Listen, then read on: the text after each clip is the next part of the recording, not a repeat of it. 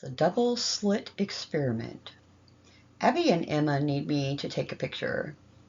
It's noon and I'm lying in bed, high and hungover. Sunlight filters through my abbreviated garden level window and illuminates a pile of unwashed clothes on my floor. In my quest to non judgmentally engage in addictive behaviors, I had picked up quite a few bad habits. I am trying to watch Abby's newest spiritual video on YouTube, but Wasabi is curled up on my chest, purring, and incidentally blocked the view of my phone. I try to scoot him over, but he ends up sliding off my chest and landing in an awkward position by my side. Disgruntled, he jumps off the bed and settles into the pile of my clothes instead, kneading it with his paws to invoke some lost semblance of a mother's teat before plopping himself down onto the discarded remains of last week's outfits. Ever since my room got messy, he was spending more and more time in here. My ex hated it. I resumed playing the video. Abby is calling herself the Reconstructor.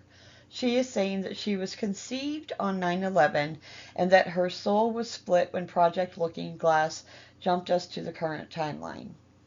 Wearing fishnets and t-shirt that reads, "Govern Me Harder, Daddy," she tells her audience that on August 8th, the Great Reset is going to happen and that Project Looking Glass will use it as a distraction to jump us into an even darker timeline. She says that she is the only one who can stop this from happening. The video has over 100,000 views. She has become a cult leader practically overnight. She's blowing up on TikTok. She has her own subreddit, and every day I see more girls posting pictures with little black E's drawn beneath their eyes. I don't know if it's her preaching about the end of the world and the Great Reset, or if it's her pure audacity that calls people to her, but the followers are flocking by the thousands. The more she posts her spiritual content, the more her lewd fan base grows and vice versa. She is a spiritual cam girl, a horny messiah, and she is texting me to come upstairs. This is the first photo shoot I've done with both of them since Emma's initiation. Emma is at Abby's house almost every day now. To be honest, I'm a little jealous.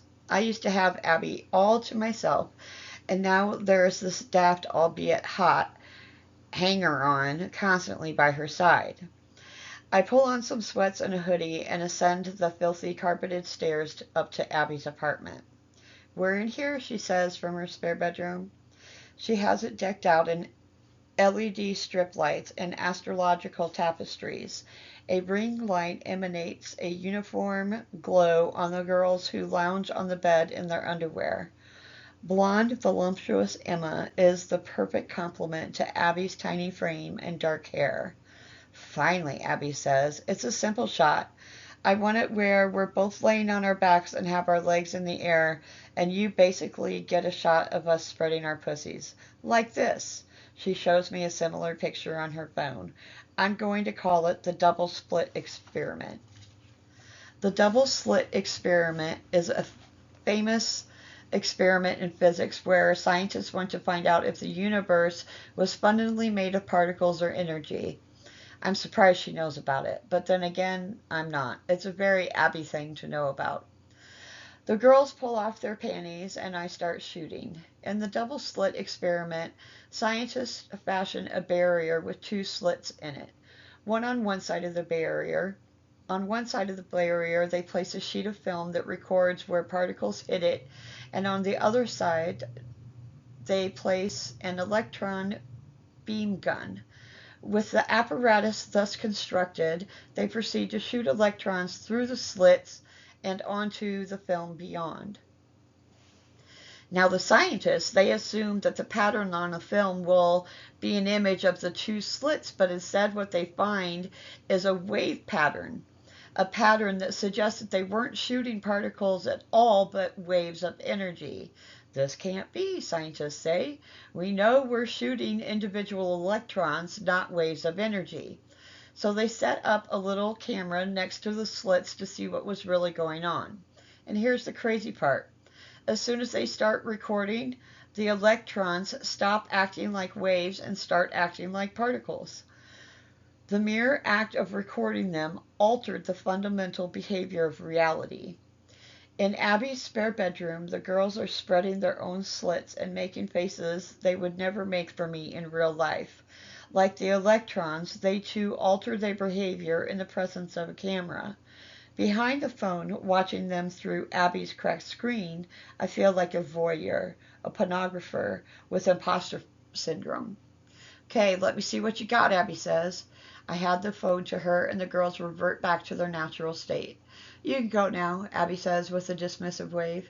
It feels like I've been demoted, replaced. Abby is diverting her precious, life affirming energy away from me and giving it all to this vapid, unworthy bimbo. I march back to my room while quietly beneath the surface of my conscious mind, something dark and irrational begins to hatch a plan to get back at her for this perceived betrayal.